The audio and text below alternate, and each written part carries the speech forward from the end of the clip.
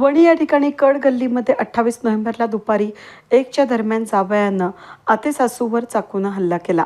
मंगल गणपत पवार वय वर्ष 40 राहणार वणी या गंभीर जखमी झाल्या असून त्यांना वणी ग्रामीण रुग्णालयात दाखल करण्यात आलं होतं.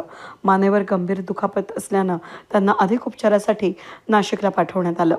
28 नोव्हेंबरला दुपारी दत्तात्रय बाजीराव इकडे वय वर्ष 32 राहणार नांदूर मध्यमेश्वर तालुका निफाड कड गल्ली या ठिकाणी पत्नी बाळंत झालेली असताना तिला भेटायला आणि न्यायला आलेल्या जावई आणि तिच्या घरच्यांमध्ये बाचाबाची झाली. यावेळी मंगल पवार याही त्या ठिकाणी होत्या.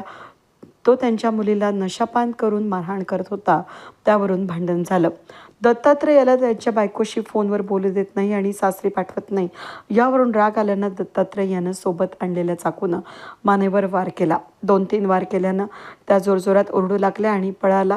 त्यावेळेस आरडाओरडा झाल्याने आजूबाजूचे लोक जमा झाले. त्याला पकडून पोलिसांच्या ताब्यात देण्यात आले. संबंधित व्यक्ती नशेत होता. मंगल पवार या गंभीर जखमी असल्यानं त्यांना तातडीनं नाशिक इथं अधिक उपचारासाठी पाठवण्यात आले. वणी पोलीस घटनेमध्ये कसून तपास करत आहेत. पुढील तपास सहाय्यक पोलीस निरीक्षक गायत्री जाधव यांच्या मार्गदर्शनाखाली PSI जगदाळे करतायत. वेद न्यूजसाठी प्रतिनिधी सागर मोर, वणी.